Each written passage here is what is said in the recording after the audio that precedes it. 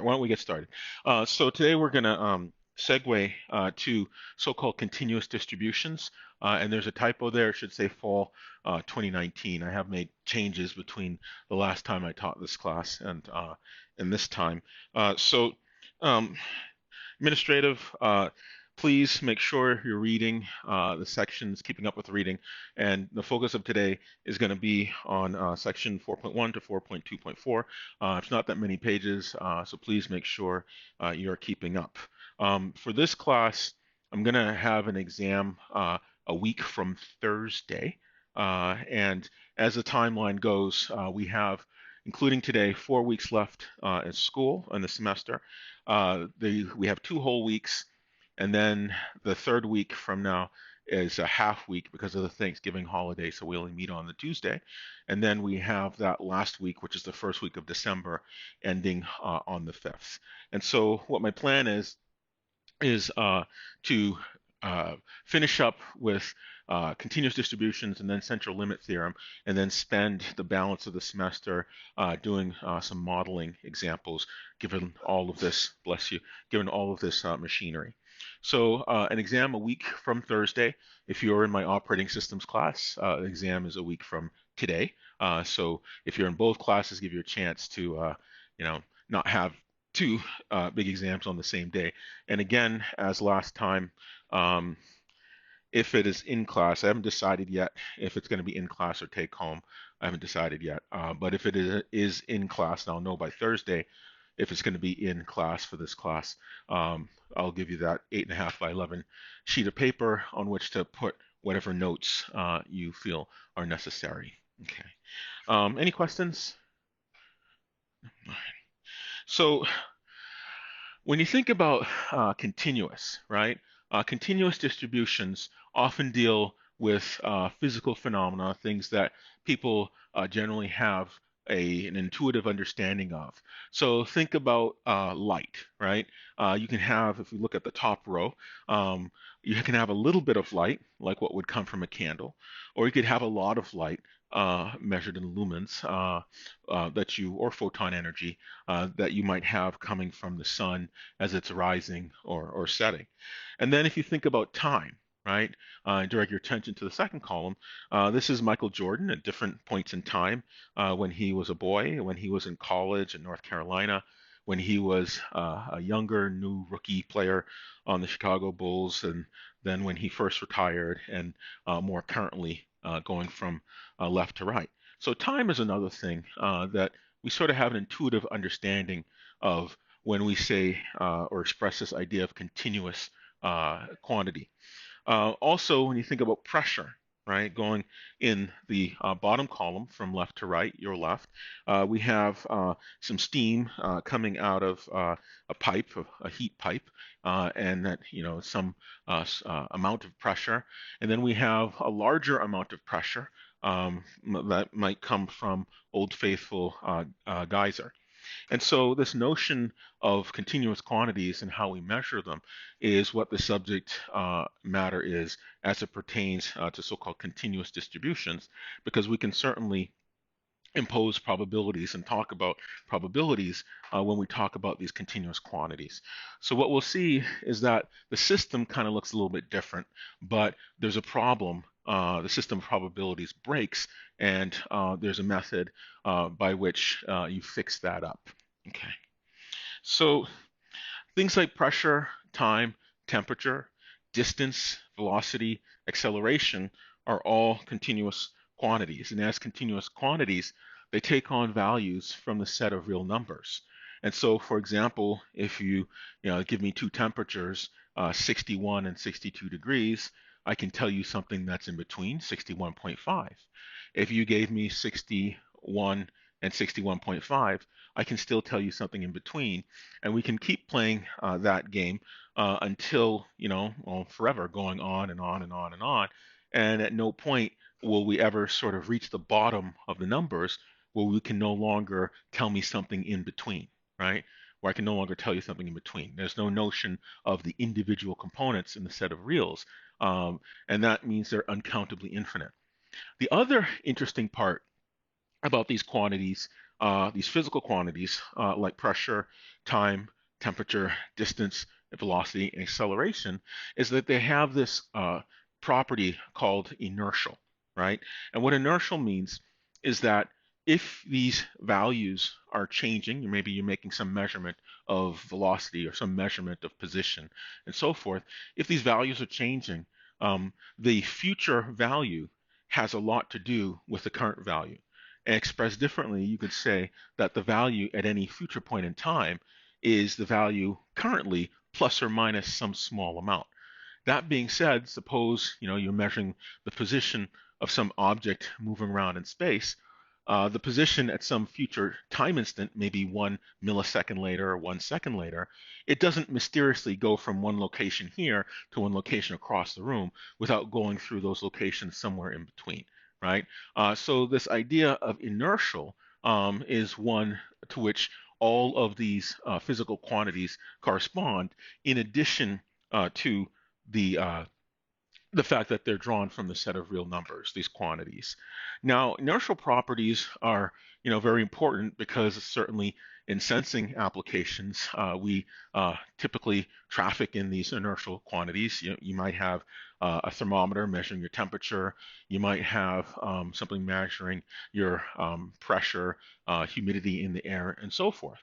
And so there's no one value that these things can take on, so that they are stochastic, and therefore a system of probabilities that talks about them is certainly necessary if you're going to describe how they proceed over time. Okay, so the first question, and this leads to the fact that these quantities break probabilities, and therefore we need to fix them up somehow. The first question that gets to that is this one. How many values are there in the set of reals? Now, of course, when we talked about the Poisson distribution and we talked about the uniform, rather the Bernoulli distribution, we said Bernoulli traffics in two answers, plus or minus, yes or no, true or false, two-way outcomes. We talked about the geometric distribution. We also talked about the Poisson. We said the Poisson traffics in the number of events that occur in some standard window of observations, delta t. And we said for that Poisson that it can take on a value of 0 events, 1 event, 2 events, 3 events, and so forth. It's countably infinite. But the problem that arises when you talk about these physical quantities described by continuous random variables, the question about what breaks has to do with the fact that the set of real numbers is uncountably infinite. And so the number of values in R is uncountably infinite. And to jar your memory, we'll have this exercise that we did, I think, probably towards the halfway point, a little bit early in the semester. We depict the real number line extending off to infinity in the positive and the negative direction. And along the real number line, I've marked a set of integers, the positive and negative whole numbers, including 0. Now, certainly, you can count the positive and negative whole numbers, including 0. You can count these integers, but you can't really count the stuff on the reals, the stuff in between. So we say that there are countably infinitely many of these integers, right? So the first thing is the 0, and you can alternate between the positive and the negative thing. So the first thing is the 0, the second is the positive one, the third is the negative one, the fourth is the positive 2, the fifth is the negative 2, and you can draw a one-to-one correspondence between all of the integers and every element of the set of naturals. So you can, in fact, count the integers, i.e. the positive and negative whole numbers, including 0. So let's say we mark them on the real number line, and we're going to try to test this assertion that you can't count the elements of the real, right? You can't bottom out, if you will, to some listing or enumeration of all the individual elements of the set of reals. So we can take these integers, and we can certainly, bless you, mark them on the real number line. And let's take one of these intervals. Let's take the interval between subsequent integers that we mark along the real number line. So, for example, this particular interval is the closed interval between 0 and 1, and it's on the real number line. And we construct it by taking every integer and its neighbor to the right. Okay, we can absolutely count these intervals. Okay, so let's take these intervals and let's chop them up. And if we chop them up, that's how the theory goes. If we chop them up into enough pieces, we can hopefully bottom out, if it will, as it were, and identify individual elements of the reals. So we take this first interval, and of course we can count the intervals. And so this is an effort to try to see if we can count the set of real numbers. Or the elements in the set of real numbers. So we take this countable set of intervals, and if we can count the integers, we can certainly count the intervals between subsequent integers. So we take one of these intervals between an integer on the real number line that we've marked and its subsequent neighbor, and we can actually identify this, and let's now divide this interval up into a number of segments. So for example, you'd have maybe 0.001, 0.002, 0.003, or you could do this some infinite number of times. And absolutely you could do that because you can actually define the set of rationals numbers of the form p over q, where p and q are both drawn from the set of integers.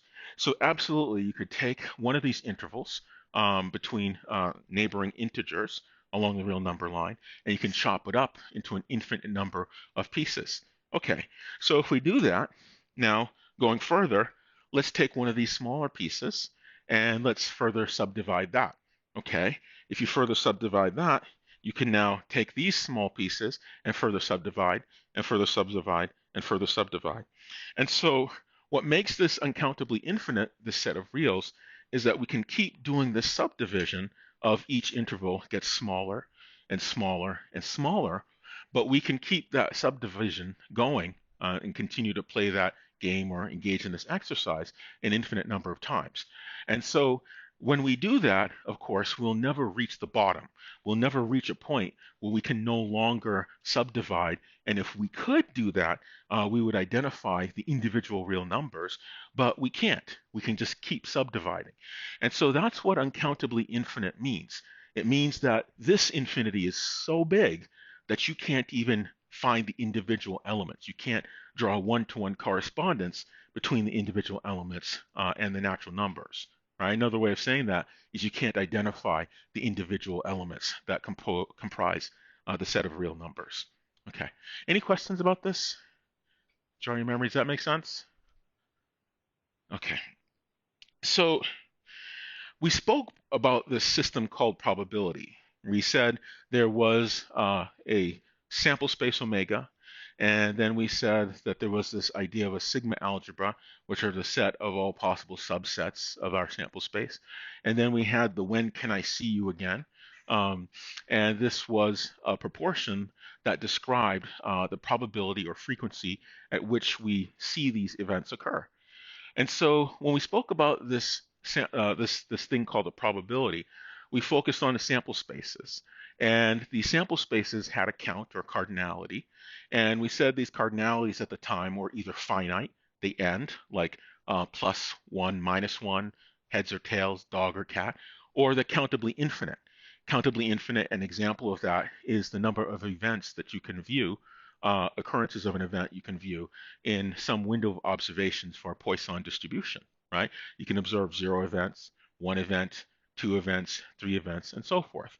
And so our discussion henceforth, or up to this point, was focused on sample spaces where the cardinalities were countable or that is finite or countably infinite. But the problem occurs when you're trying to define a probability on something that's drawn from the set of real numbers, i.e. it's uncountably infinite. And so rather than invent a whole new system of probabilities or ways of doing probabilities for this uncountably infinite sample space, they reuse the old system, but they kind of repair the fix-up when this particular system breaks. Now, all right, any questions? Does that make sense?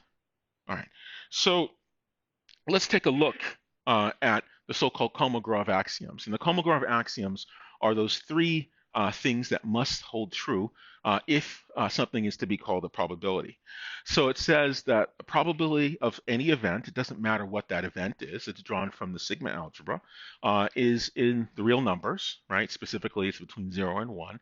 And moreover, the probability of this event is at least 0, right? So it's 0 or greater than 0. Okay, that's one of the basic properties that make a probability a probability. The second one, it says that it's real valued and non-negative. The second one is that the probability of all the possible events you can view is equal to 1, right? That's that law of total probability. And so the law of total probability is where uncountably infinite quantities break down. So for example, let's say if you wanted to know the probability that the temperature is going to be 65 degrees, right? That's something you might want to know. Maybe you're doing weather forecasting, or maybe you're trying to see if you should stock a store with winter clothes versus, fall clothes or what have you. And so this law of total probability says the probability of everything that I can observe together is going to be equal to 1. So then the last one was this notion of additivity, right? When you construct a complex event, you construct that complex event by taking the union of very simple events. So one of the examples that we carried through was the probability of rolling a die and getting an even, right? That complex event is just a union of the 2 event, the 4 event, and the 6 event. And so we have this machinery, this idea that if you have a bunch of events that are disjoint, the probability of the complex event is just the probability of the union of these. And that made some assumption that the simple events that we're unioning together are mutually exclusive from one another or disjoint. And so that gave us the ability to construct arbitrarily complex events from these very simple events, which were the singletons that we got from the sample space. Okay. All right. Any questions about this? Does that make sense? All right. So this is a little bit of review, but we didn't call them the Kolmogorov axioms at that time. Okay. So a corollary, and as we said, I think in the first or second module of the semester, a corollary is nothing more than the logical conclusions that arise from a set of manipulations or a set of axioms that you have.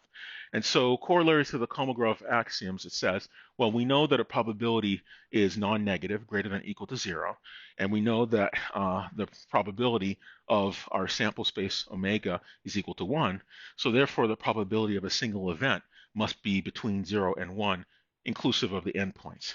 And so this gives us the numeric bound of what a probability can be. A probability in its smallest value can be 0. In its largest value, it can be 1. And it can also be anything in between. So moreover, because of this idea of law of total probability, we can also talk about the dual of that total probability, that is the probability of the nothing event, probability of empty set. And so another corollary from the Kolmogorov axioms says that the probability of the empty set or the nothing event is equal to 0. So then another fact that follows from these Kolmogorov axioms has to do with this sigma additivity, this idea that you can comprise a complex event from a set of disjoint or independent simple events.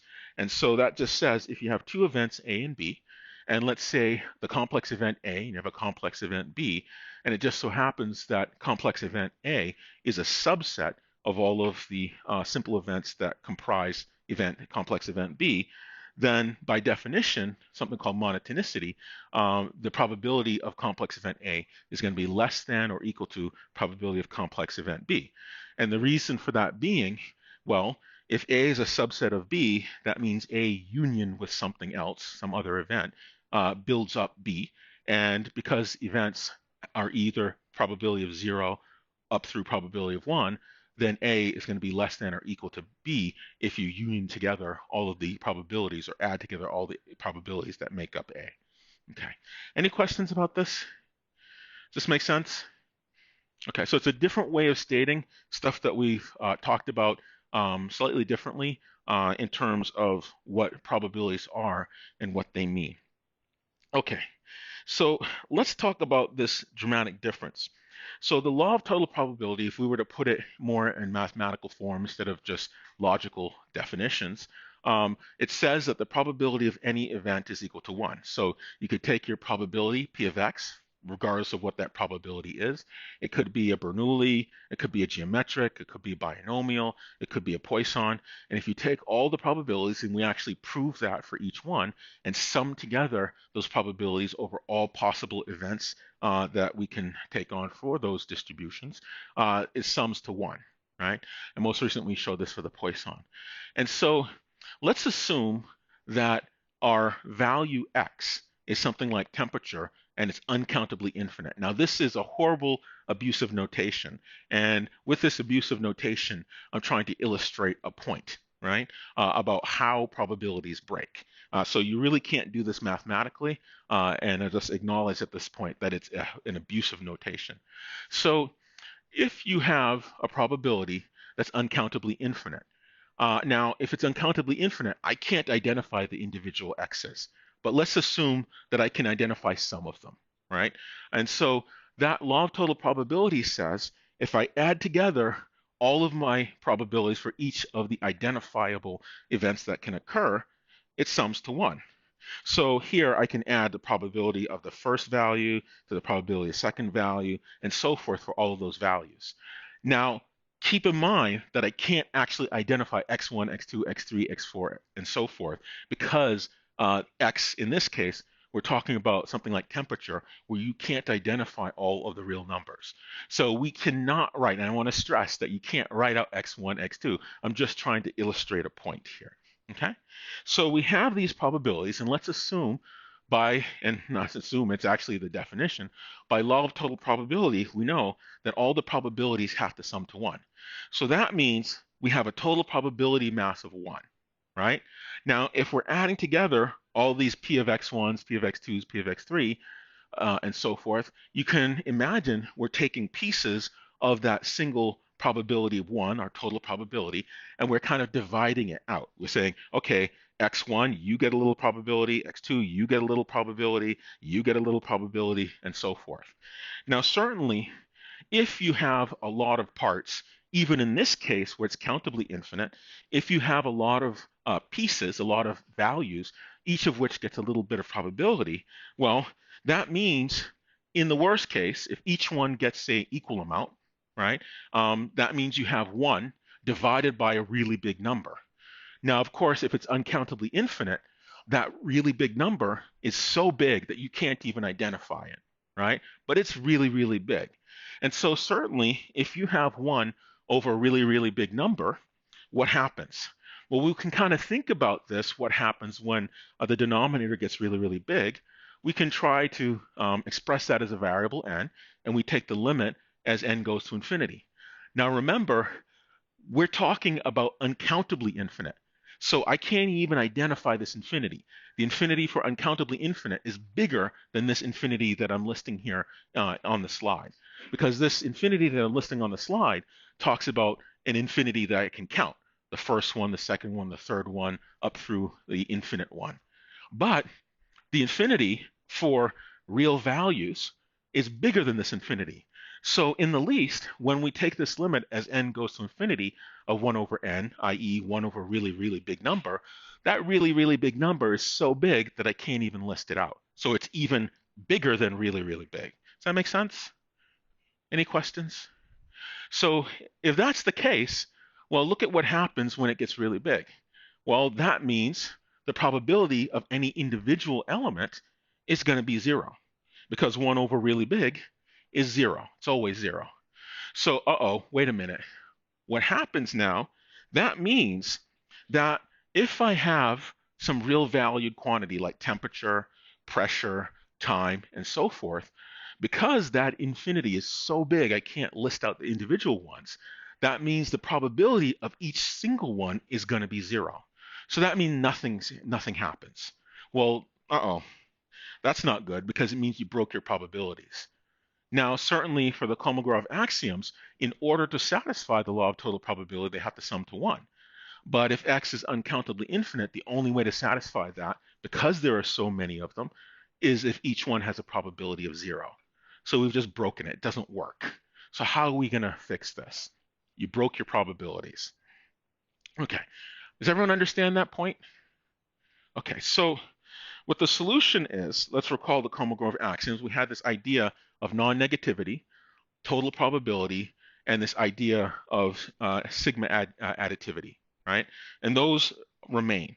And so what we do is for those cases where we're trafficking in or dealing with uncountably infinite quantities like temperature, pressure, and time, they kind of fix up the oops, right? They fix this up.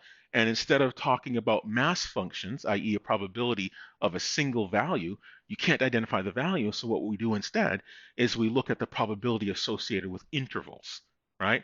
The so-called cumulative distribution function. And so what this CDF or cumulative distribution function does, it says instead of evaluating the probability that x equals probability of a single value x, we take the probability that some random variable x is less than or equal to some hard value little x. And what that means is you're going to take the area under the curve and not deal with individual values. You're going to deal with probabilities of ranges of values or intervals of values. And so in this particular case, this is what the CDF is. We have capital F of x, and we have the set notation, probability that random variable x takes on a value up to little x. Now that up to means from minus infinity up to that value x. It's how you construct an interval. And for the specific case of that equal to, because the probability of a single value is equal to 0, we can just drop that equal to and just write probability that random variable x is less than value little x.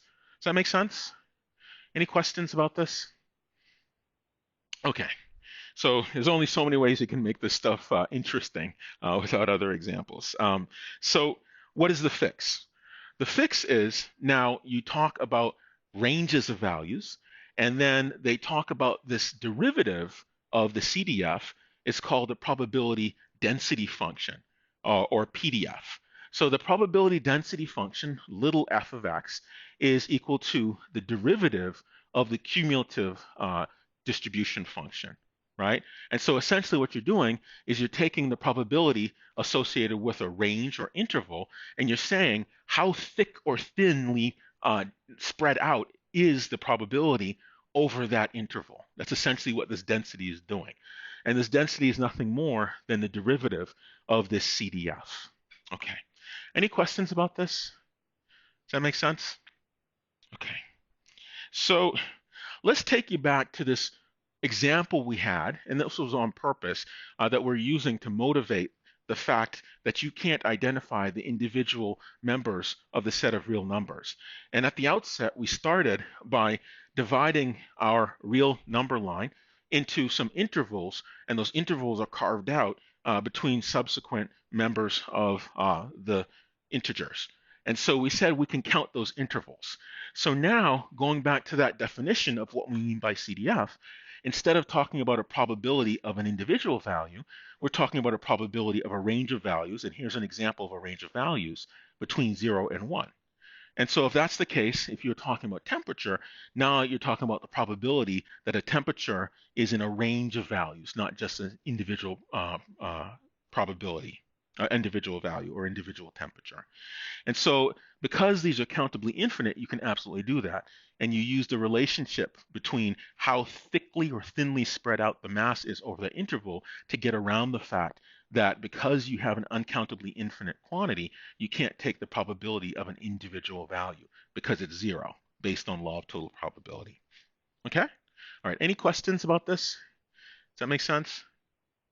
All right. So the book doesn't talk about this, so I kind of insert this point because it's an important precursor before you jump into the actual mathematics of the continuous distribution. And so here's an important example. Here we take the real number line, and as we've shown before, it's uncountably infinite. But we've divided this real number line into two equally sized pieces, right? One that goes from 0 to the left to negative infinity, and the other piece goes from 0 to the right to positive infinity.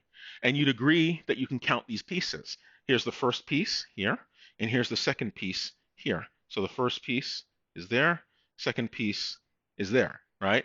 And they're two equally sized pieces. And we know law of total probability says our probability mass is a total of 1.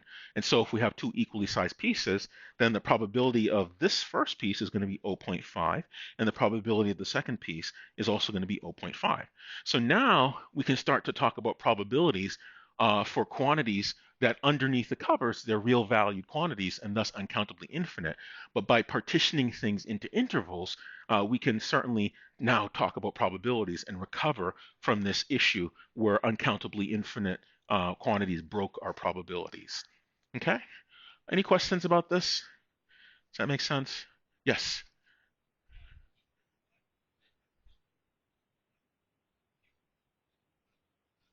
Mm-hmm. Yes, yes. And you would be theoretically correct, but what happens though is that because zero is a single point and there's an uncountably infinite number, we go back to the fact that the probability of zero, when zero is a real, is equal to zero.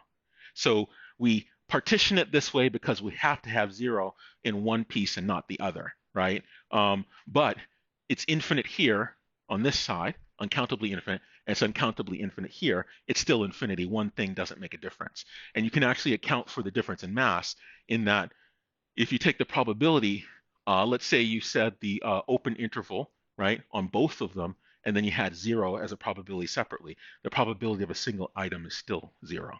So I did that to kind of assign it to one piece to show that you can divide it into two pieces because I didn't want to get into minus infinity, half open zero, and then I have zero, and then I have half open zero plus infinity, right? And then start to get into explanation of probability of this is equal to zero because it's uncountably infinite.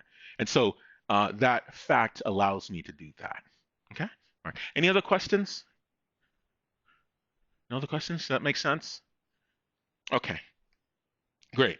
So each interval here has half of the probability mass, right? And since we have a probability mass of 1, we're taking that probability mass of 1 and we're dividing it. That's supposed to be a 1 and dividing it into two equal pieces. And so each one has probability of zero point 0.5, even though they're real valued and uncountably infinite.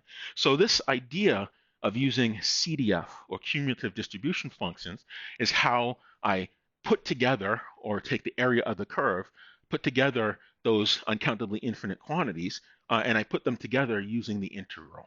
Okay? All right, so how I do this physically or mechanically is using the integral. That's how I create these intervals and accumulate their probabilities based on this notion of density.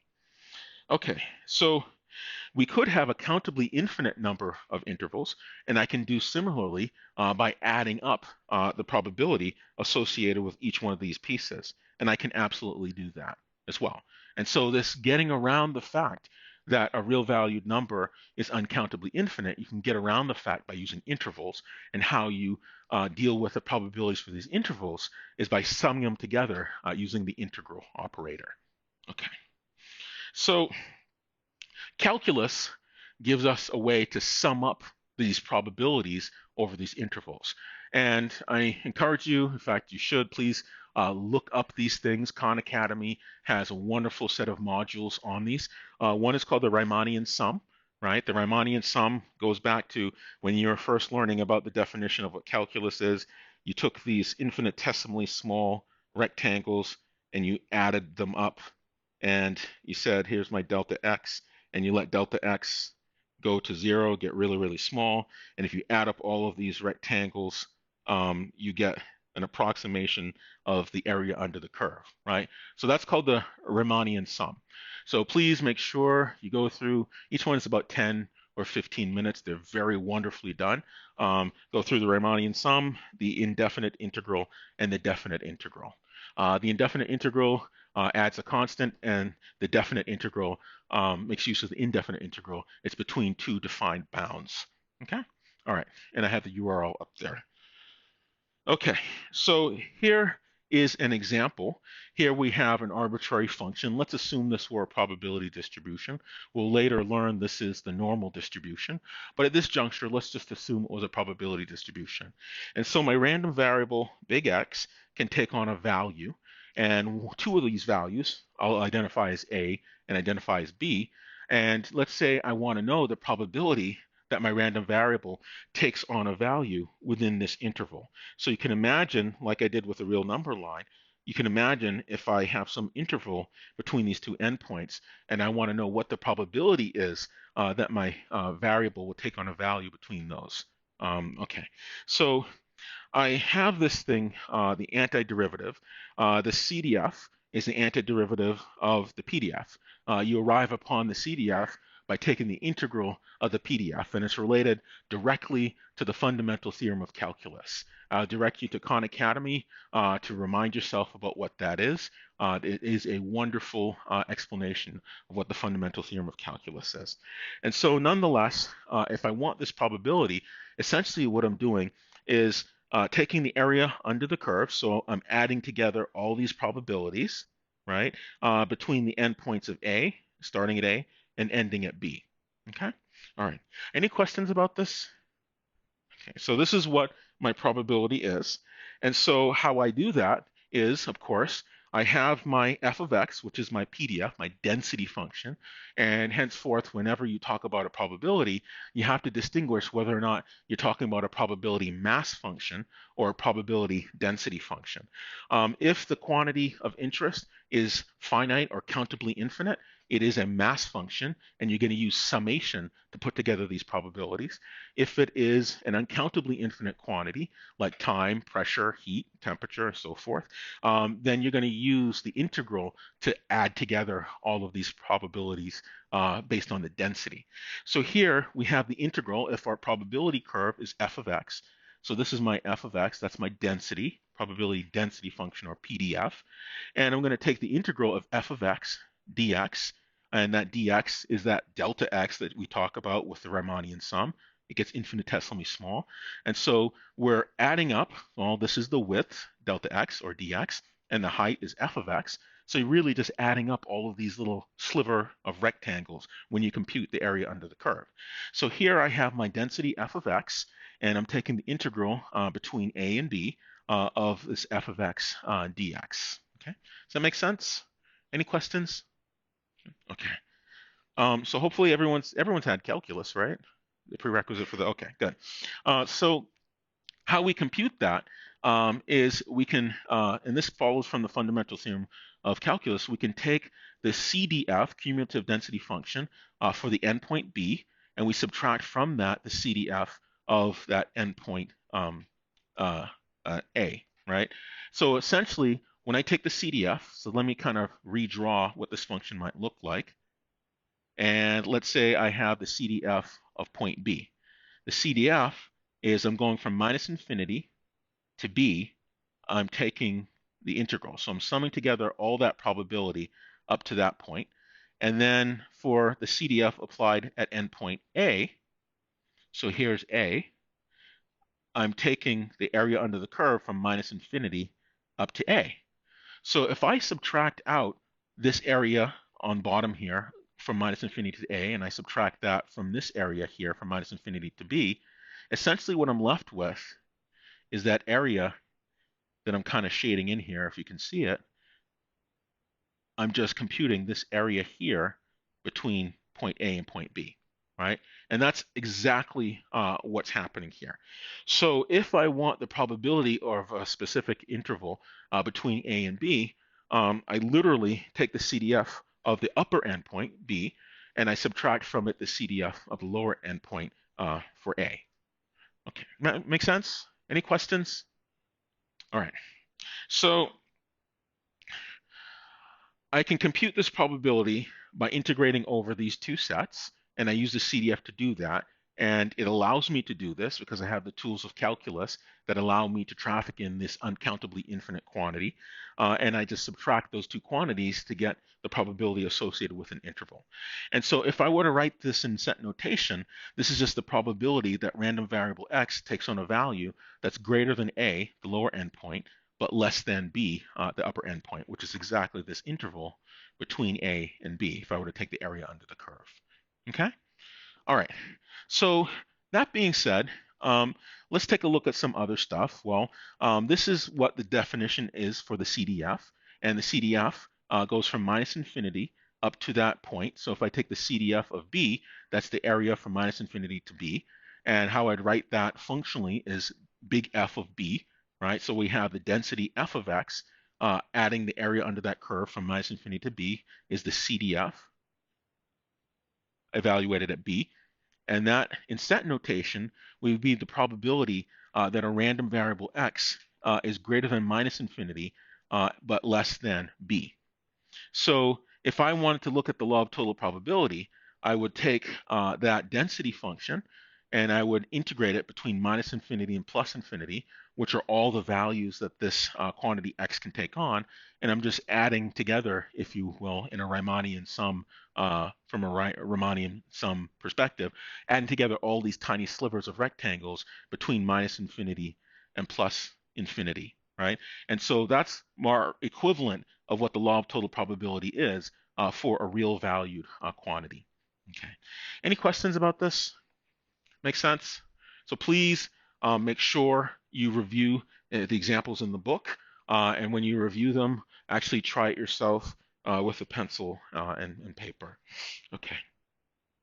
So let's look at the comparison between discrete distributions, which are distributions involving quantities that are either finite or countable, and continuous distributions, which are distributions or probabilities involving quantities that are uncountably infinite. So the random variable itself in the discrete case, it's finite or countable. So it could have two alternatives like the Bernoulli, or it could have an countably infinite like the Poisson distribution. Continuous, things like temperature, pressure, heat, position, velocity, and so forth, those are uncountably infinite. When you talk about the probability for a discrete distribution, you call it a probability mass function. So a Poisson distribution has a mass function, whereas something like a uniform distribution, which we haven't talked about yet, has a density function.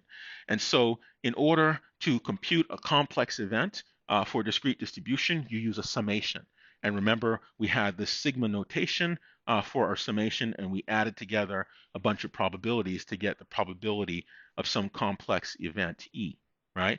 Whereas with continuous distribution, we make use of the antiderivative, or Romani and Some, if you want to call it that, to put together densities over an interval. And we did something like from A to B of our density function f of x dx. And then we use the CDF as a way to do that. That would be the CDF of B, as we had just discussed, minus the CDF of A. And essentially, when we do that, we're taking the CDF of B, right? So here's our B, here's our A, and CDF of B is from minus infinity.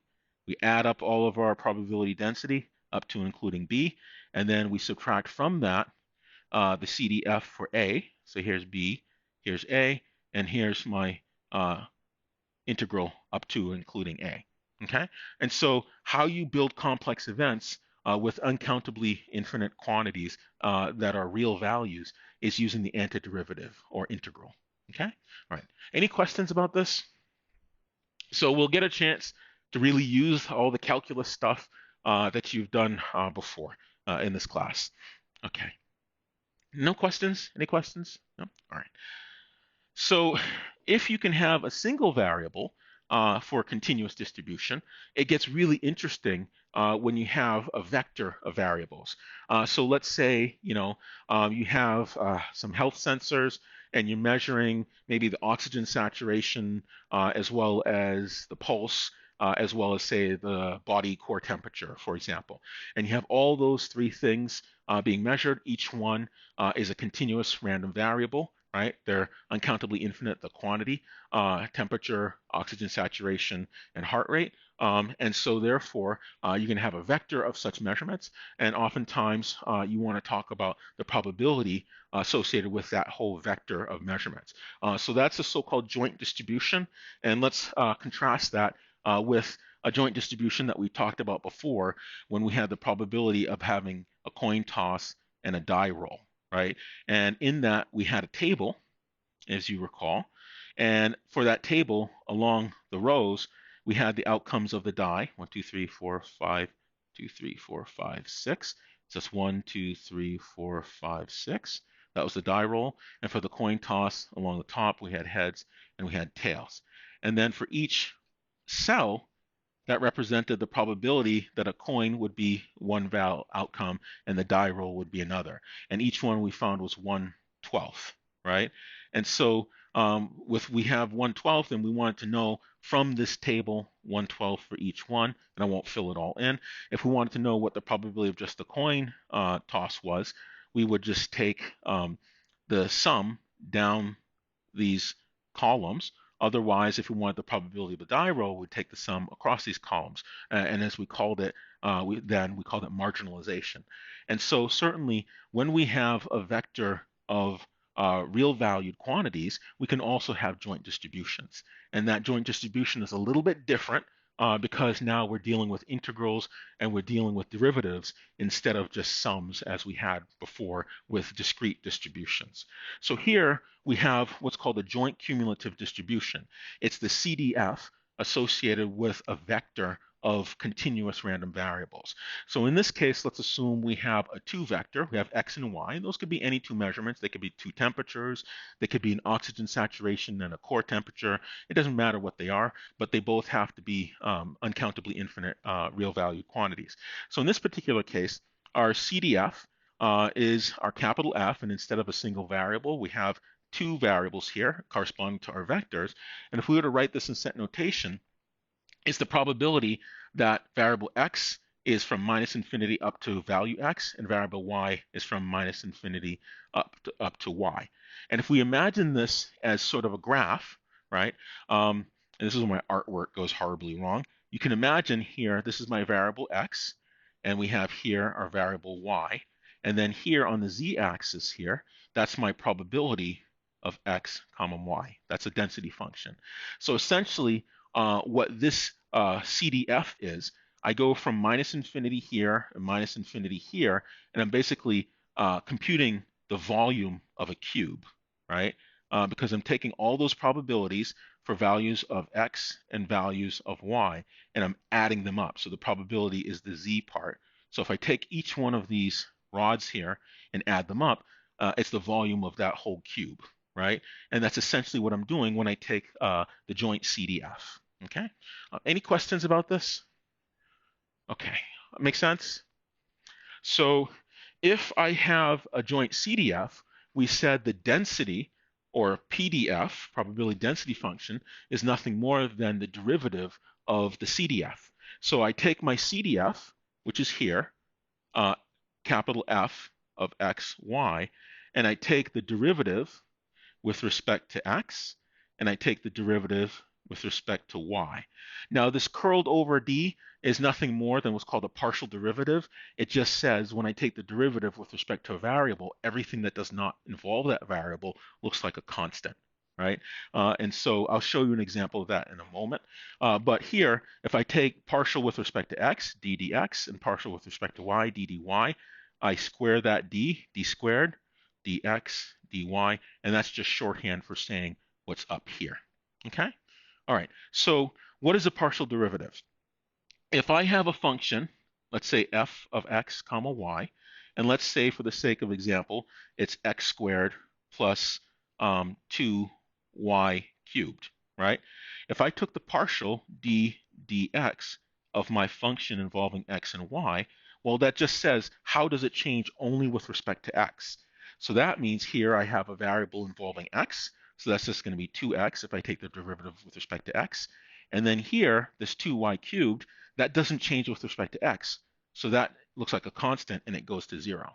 Likewise, if I say take that same expression and I take partial d dy, and it kind of is off the screen, let me write it up here, d dy of f of x, y, right? Well, x squared looks like a constant, so that would be equal to 0, plus y, that's 6y squared. 6y squared is the derivative with respect to y. And so why would somebody care about a partial derivative? Okay, well, suppose we have an xy plane, right? And this is my x direction, and this is my y direction. And suppose I had a string, and let's say that string was of some length, my radius r, and I were twirling it around in a circle, right? So you can imagine I have a string and it has some mass attached to the end of it, and I just kind of rotate it around, right, in a circle again and again and again and again. And let's say it's moving in this direction, connoted by these arrows going around the circle. All right. So when you take the partial with respect to x, what you're saying is how does the position change? How does this thing change only with respect to its left to right movement, right? And so when I'm moving in this direction, around the top half of the circle, the first 180 degrees, it's moving to the left from the perspective of x. And when I'm in the second 180 degrees, it's moving to the right with respect to x. And so if I take the partial with respect to x, that's saying only describe my movement as it pertains to a single direction, in this case with respect to x. Likewise, if I have my partial with respect to y, when it's going from 90 degrees to 270 degrees, it's moving down. And when it's going from 270 degrees to 90 degrees around the other half of the circle, it's moving up. And so that's what those partial derivatives give me. It describes the rate of change of something, but only with respect to one variable. And anything that doesn't involve that variable is treated like a constant. Okay? All right. Any questions about this? Does that make sense? So when we compute this density function, you get a density function by taking the derivative with respect to each one of those variables involved in the CDF. Okay. All right. No questions? Any questions? No? Okay. So let's move on.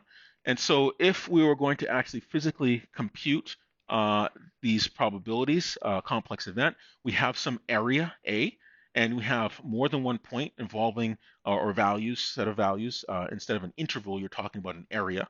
And we put together those areas or those rectangular intervals using the double integral, right? And so essentially, this is like saying, what is my CDF?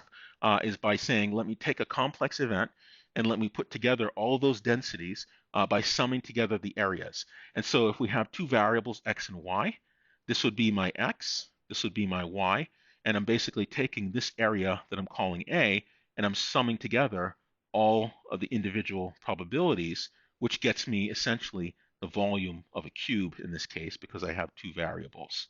Okay? So how you put together simple events, i.e. densities, into complex events is using the integral that defines you the volume of an area. Okay? All right, any questions about this? And it literally is just applying the integral twice, and this f of x just happens to be a function of two variables, x and y. Okay, so let me take the time. Let's see. 12:56, so about 15 minutes. Okay, so independence. Some variables are related, right? So for example, your oxygen saturation is related to your heart rate, right? Because oxygen powers your muscles, and with poor oxygen absorption or exchange between your lungs and your bloodstream, your heart's not going to be doing very well. And so in some cases, these variables in your vector are related to one another, and in other cases, they're not related. Now, when two variables are not coupled in terms of their information, it's called independent. And in the Venn diagram, two events that are independent are drawn as non-overlapping. So in the first case, if you have event X and event Y, in Venn diagram perspective, if they're not overlapping, that means they don't share any information.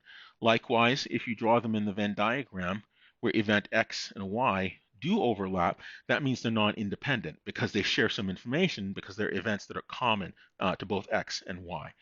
And so for the independence case, what it says is if you have a joint density, just like it is in the discrete case, but now because we're talking about uncountably infinite quantities and therefore continuous distributions and continuous variables, we say that two densities, a joint density is equal to the product of the marginal densities if those continuous variables x and y are independent from one another. And how you depict that in a Venn diagram is if they're non-overlapping. Likewise, what we talked about when we said or referred back to that example of the coin flip and the die roll together as a joint distribution, when we wanted the probability of either just the coin flip or just the die roll, we would sum down or across respectively, and that was called marginalization. There's an analog for marginalization for densities. So if we have a joint density, f of x, y, we integrate out with respect to all the y values, and that could be temperature, it could be blood oxygen saturation, we get the marginal density. So in case of a discrete variable, we're using the sum. In the case of a discrete variable, we're saying probability of x is equal to the sum for all values of y of probability of x comma y. In similar fashion, when we go to the continuous variable case, instead of using the sum, we're using the integral, right? So we say dy, we integral all values of y, density of x comma y is equal to the density of x, right? And so there's a relationship in the case of discrete variables. We use summation to marginalize. In the case of continuous variables, we use the integral of the density to marginalize. Okay? And likewise, if we want the marginal of density of y, we take the joint density and we integrate with respect to x. Okay? All right. Any questions about this? So there are a lot of similarities between the continuous distribution and the discrete distribution. And the biggest difference is that for the continuous distribution, we use integrals and we use derivatives. Okay, so we'll use those when we do proofs of for various distributions.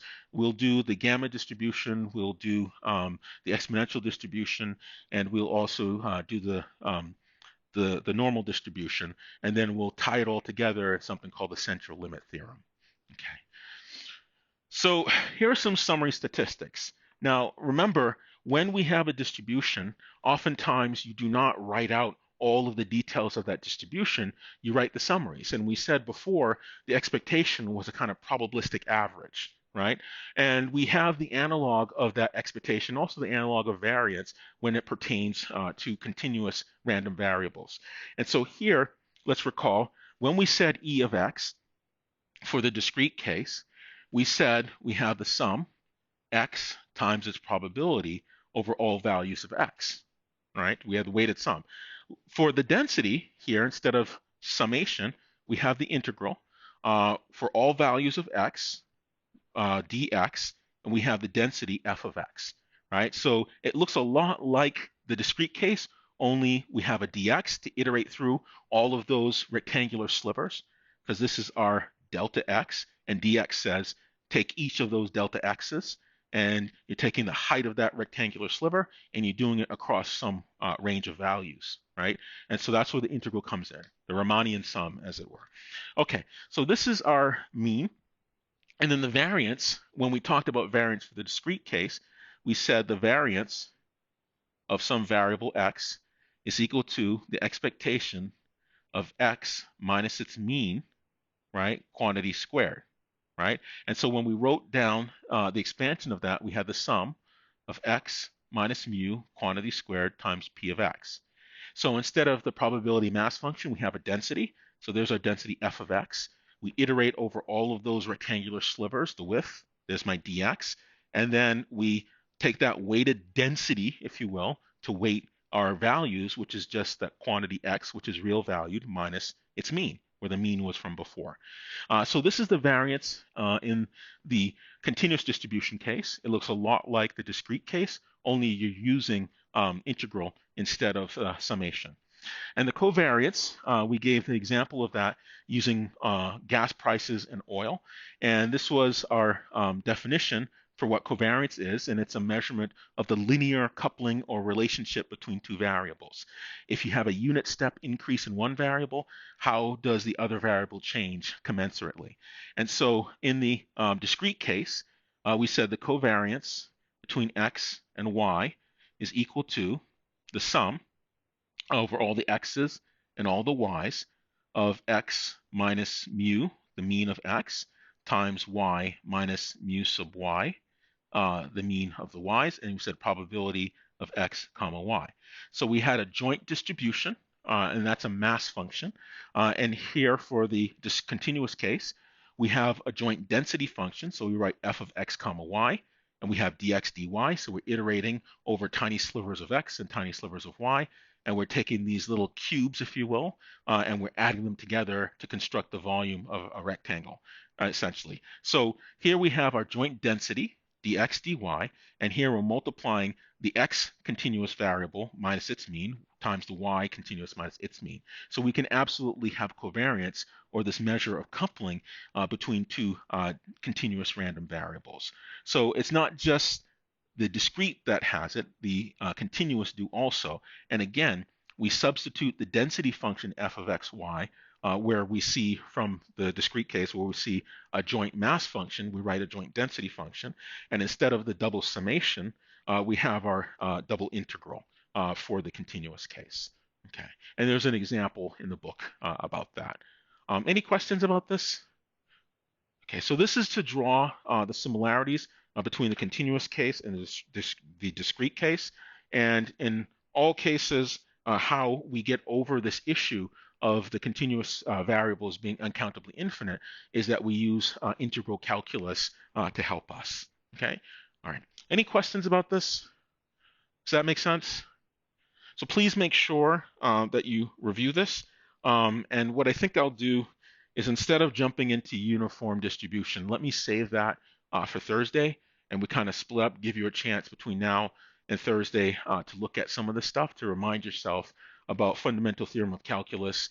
And in the least, please look up fundamental theorem of calculus and look at the definite integral in Khan Academy and the indefinite integral. It's all about like maybe 20, 25 minutes of your time. It'll serve you well. Okay. Any final questions?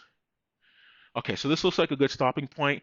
With that, I'll stop here, and I'll see you on Thursday.